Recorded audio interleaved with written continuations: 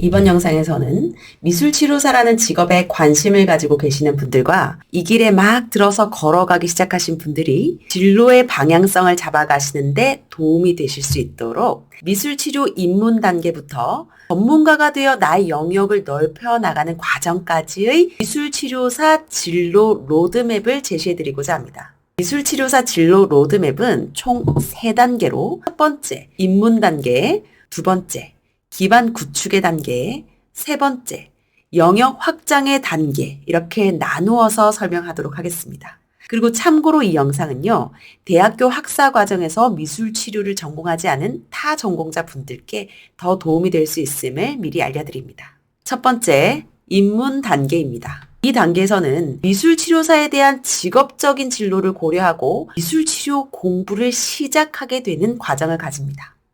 우선 현실적으로 말씀드리자면 미술치료사로서 안정적으로 활동하고 성장해가기 위해서는 결국에는 대학원에 진학해서 석사학위를 취득하는 것이 필요합니다. 하지만 만약에 미술치료를 실질적으로 접해보신 경험이나 이해가 없으신 경우라면 처음부터 덜컥 학비를 들여서 대학원에 진학하기보다는 과연 이 분야가 나의 적성과 가치관에 부합하는 것인지를 탐색하는 과정을 갖는 것이 좋다고 생각합니다. 왜냐하면 미술치료사가 되는 길이 생각보다 길고요. 또 극복해야 될 현실적인 난관도 많고 들어가는 기회비용도 만만치 않기 때문이에요.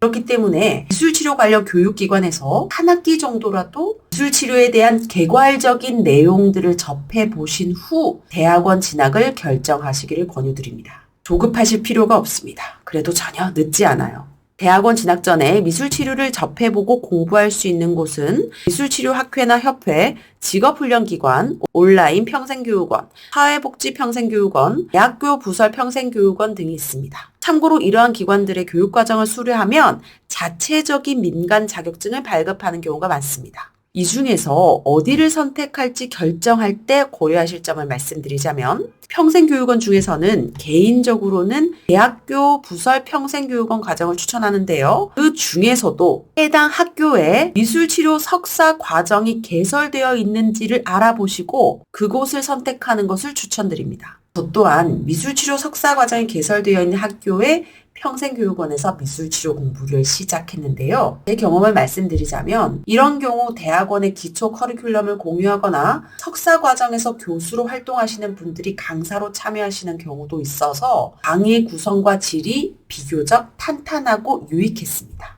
학회나 협회에서 공부를 시작하신 경우에 어디를 선택해야 될지 또 혼란스러우실 수 있는데요. 국내에서 나름 전통성을 가진 학회는 한국미술치료학회, 한국표현예술심리상담학회 정도가 있는데 그러나 보다 현실적으로 제안을 드리자면 진학하고 싶은 대학원이 있으신 경우 그 대학원과 MOU를 체결한 학회에 가입하는 것이 합리적입니다. 그 이유를 말씀드리자면 학회에서 자격증을 취득하기 위해 이수해야 되는 교육시간이 대학원 교육시간과 호환되어서 인정되기도 하고 학회의 임원이 대학원의 교수를 겸하고 있기도 하기 때문에 네트워킹과 슈퍼비전을 지원받는 데 유용하기 때문입니다. 두 번째는 기반 구축의 단계입니다. 기반 구축의 단계에서는 미술치료에 대한 심화학습을 하고 자격증을 취득하고 를 바탕으로 임상 경험을 쌓아가며 미술치료사에게 필요한 기본적인 역량을 개발하는 단계입니다. 이러한 준비를 위해서 대학원에 진학해서 미술치료 석사 과정을 밟게 되는데요. 그렇다면 미술치료 대학원에서는 어떤 공부를 하는 걸까요? 말씀드리자면 주로 미술치료의 이론과 기법을 공부하시면서 미술치료 과목 이외에도 심리학, 상담이론, 발달이론 등을 배우고 이것을 미술치료에 적용하는 방법을 익히게 됩니다. 또한 미술치료 실습 과정을 가지는데요. 실제 내담자를 대상으로 한 치료 세션을 직접 진행하고 슈퍼비전을 통해 피드백을 받게 됩니다. 이 외에도 미술치료 연구 방법론과 미술치료의 효과를 평가하는 방법에 대해서도 학습하게 됩니다. 마지막으로 미술치료사의 윤리와 책임에 대한 교육도 포함되어 있어서요. 치료사로서의 역할을 바르게 이해하고 준비할 수 있게 됩니다. 대학원에서 열심히 공부를 하다 보면 졸업하는 시기가 오는데요. 학교에 따라서 논문을 쓰지 않고 학점으로만 졸업할 수도 있지만 꼭 논문을 써보시기를 권유합니다. 연구 논문을 쓰는 것은 미술치료 이론과 실제를 연결해서 심층적으로 탐구할 수 있는 매우 좋은 기회가 되거든요. 이거를 보다 실질적인 관점에서 말씀을 드리자면 논문을 위한 연구는 자기만의 심리치료 접근법이나 프로그램을 개발할 수 있는 매우 중요한 기반이 됩니다. 그리고 현장에서 나의 전문성을 인정받을 수 있는 지표가 되기 때문입니다. 이렇게 대학원을 졸업하게 되는 시점에서 곧바로 박사학위 과정을 연결할지 말지를 고민하게 됩니다. 박사 과정은 나의 전문성을 높이고 미술치료 공부를 더 심도 있게 하면서 연구할 수 있는 기회를 제공하지만 한편으로는 많은 시간과 노력 그리고 경제적인 자원이 필요합니다. 반면에 현실적인 여건이 좀 어렵거나 현장에서의 경험을 더 중요하게 생각하신다면 추후에 내가 연구를 하고 싶은 주제가 뚜렷해졌을 때 그때 박사 과정을 밟아도 늦지 않다고 생각합니다. 결국 이 결정은 무엇이 맞다 이렇게 결론 내릴 수가 없어요. 개인의 목표와 상황에 따라서 달라지는 것이고 각자의 여정을 고려해서 자신에게 맞는 길을 찾는 것이 중요한 겁니다. 미술치료사로서 기반을 단단하게 구축하는 데 필요한 3가지 자격증을 말씀드리겠습니다. 우선 기본적으로 미술치료사 자격증이 있어야 되겠죠. 미술치료사 자격증 외에 추가로 취득할 필요성이 있는 자격증은 바로 청소년 상담사 자격증과 임상심리사 자격증입니다. 이 둘 다 국가 자격증이기 때문에 민간 자격증인 미술치료사 자격증의 신뢰성을 보완할 수가 있습니다. 청소년 상담사 자격증은 아동 청소년을 대상으로 하는 상담 세션을 진행할 때 공신력을 가질 수 있다는 측면에서 취득할 필요가 있는 자격증입니다.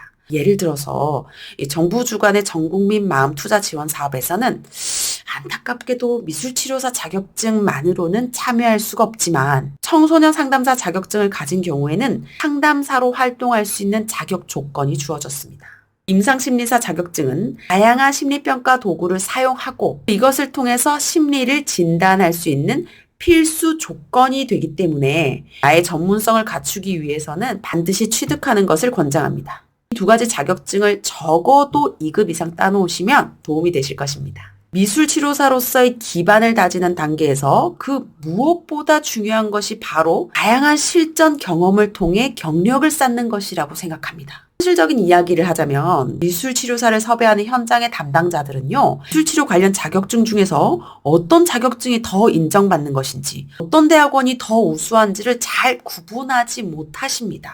미술치료사로서의 경쟁력과 변별력은 그동안 쌓아온 커리어에서 판가름되는 것이라고 해도 과언이 아니에요. 초기에는 자원봉사나 코리더로 미술치료 임상을 실습하기 시작하고 이후에 주치료사로서 슈퍼비전을 받으면서 경력을 쌓아 나가게 됩니다. 초반에는 학교나 학회 커뮤니티 또는 구인 사이트를 통해서 일자리를 구하시다가 점차 구인 공고에 의존하지 않고 나의 일자리를 주체적으로 만들어 나가는 것이 필요합니다. 그 방법은 이전 영상에 자세하게 담겨 있습니다. 마지막 3번째 단계는 영역 확장의 단계입니다. 이 단계에서는 미술치료 커리어를 넓혀 나가면서 미술치료 전문가로서 자리매김하고 또 자신만의 전문적인 영역을 개발하게 됩니다. 이때 미술치료 효과를 높일 수 있는 다양한 방법들을 탐구해서요. 나만의 미술치료 기법과 프로그램을 구축하는 것이 중요합니다. 미술치료사로서의 지평을 넓혀 나가는 과정에서 취업이냐 창업이냐 사이에서 선택의 기로에 설 때가 있습니다. 각각의 선택은 개인의 목표나 성향에 따라서 다를 수 있습니다. 취업이나 창업 중에서 전자의 경우는 복지관, 상담센터, 병원 등 이미 시스템이 구축된 기관에 정규직 또는 비정규직으로 취업을 하거나 프리랜서로 활동하는 것입니다. 취업을 하게 되면 수입이 안정화되는 장점이 있고 한 분야에 집중된 여러 사례를 접하면서 실무 능력을 뾰족하게 향상할 수가 있습니다. 한편 프리랜서로 활동하면 수입이 불안정할 수가 있습니다.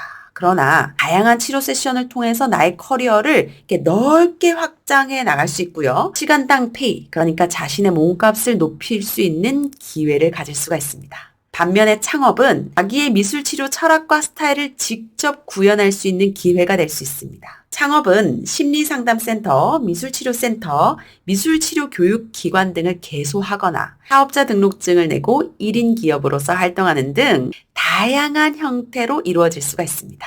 개인적인 공간을 마련하고 나의 가치가 반영된 미술치료 브랜드를 만들어 나갈 수 있는 것이죠.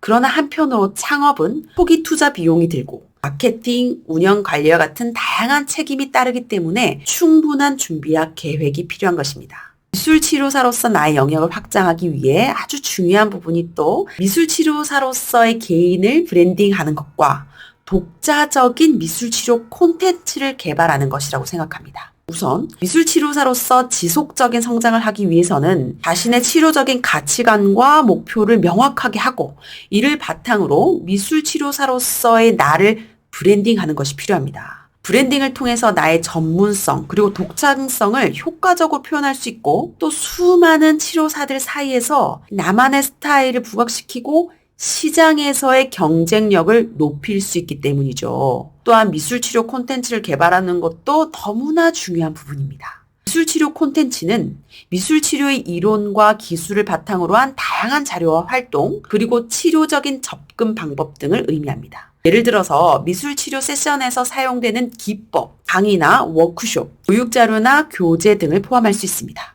미술치료 콘텐츠는 브랜딩하고 연결돼서 자신을 차별화하고 많은 사람들에게 미술치료의 효과와 가치를 공유하는 데 중요한 역할을 할 수 있습니다. 지금까지 미술치료사라는 직업에 대해서 입문 단계부터 전문가가 돼서 자신의 영역을 확장해가는 과정까지의 진로 로드맵을 제시했습니다. 그러나 여기까지가 결코 종착점은 아닙니다.